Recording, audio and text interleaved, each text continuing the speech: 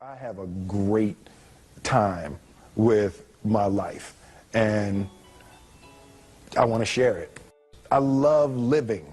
I think that's infectious. It's something that you can't fake. Greatness is not this wonderful, esoteric, elusive, God-like feature that only the special among us will ever taste. You know, it's something that truly exists in all of us. It's very simple. This is what I believe, and I'm willing to die for it. Yeah. Period. It's that simple. I know who I am, and I know what I believe. I know who I am, I know what I believe. That's all I need to know. And that's all I need to know. So from there, you do what you need to do. Yeah. You know, and I think what happens is we make the situation more complex than it has to be. Because we're looking for complexity. There's got to be something complex to understand. It can't be that easy. You know? We didn't grow up with the sense that where we were was where we were going to be. You know, we grew up with the sense that where we were almost didn't matter because we were becoming something greater. The separation of talent and skill is one of the greatest misunderstood concepts for people who are trying to excel, who have dreams, that want to do things. Talent you have naturally. Skill is only developed by hours and hours and hours of beating on your craft. I've never really viewed myself as particularly talented. Where I excel is ridiculous, sickening work ethic. You know, while the other guy's sleeping, I'm working. While the other guy's eating, I'm working. There's no easy way around it. No matter how talented you are, your talent is going to fail you if you're not skilled. You know, if you don't study, if you don't work really hard and dedicate yourself to being better every single day, you'll never be able to communicate with people, with your artistry, the way that you want. So the only thing that I see that is distinctly different about me is I'm not afraid to die on a treadmill.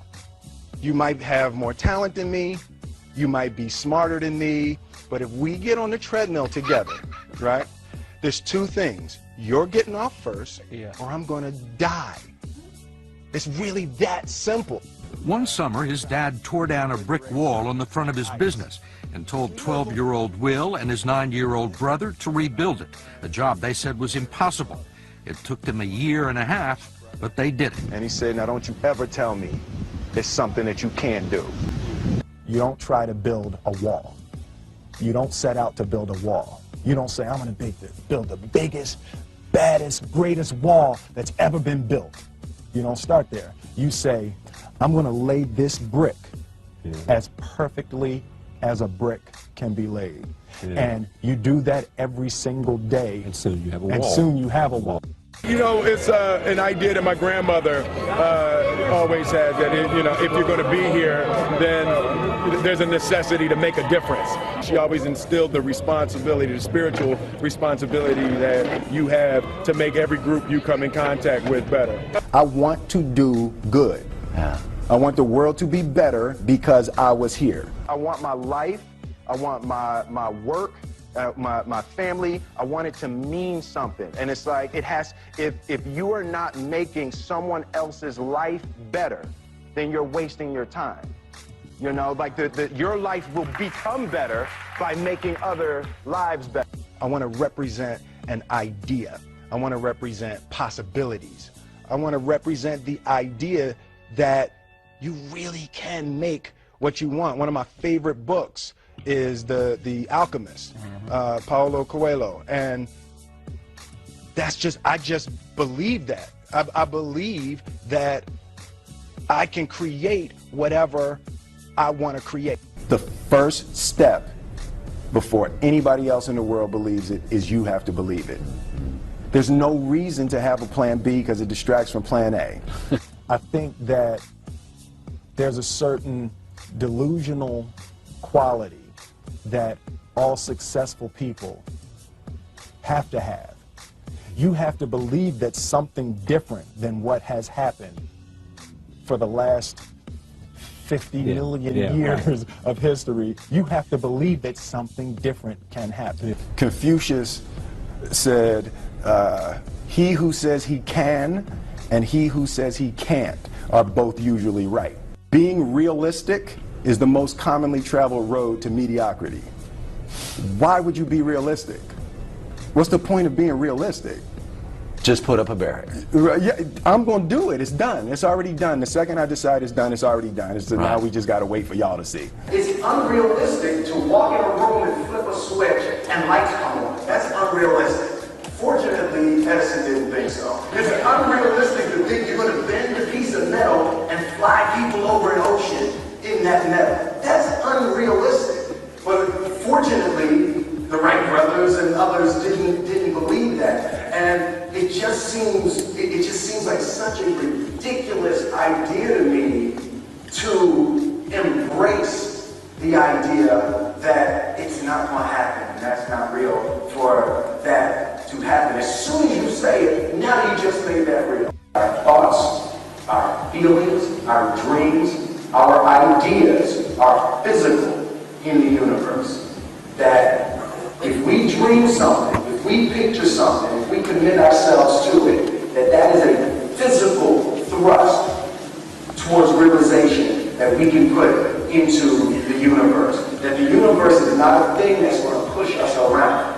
That the world and people and situations are not something that are going to push us around. That we are going to bend the universe and command and demand that the universe become what we want it to be. I study the patterns of the universe. There's a redemptive power that making a choice has, you know, rather than feeling like you're at effect to all the things that are happening. Make a choice, right? You just decide what it's going to be, who you're going to be, how you're going to do it. Just decide.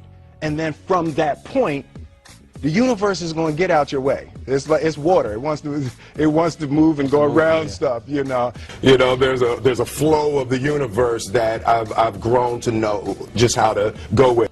I realized that to have the level of success that I want to have, it's difficult to spread it out and do multiple things. It takes such a desperate, obsessive focus. You really got to focus with all of your fiber and all of your heart and all of your creativity.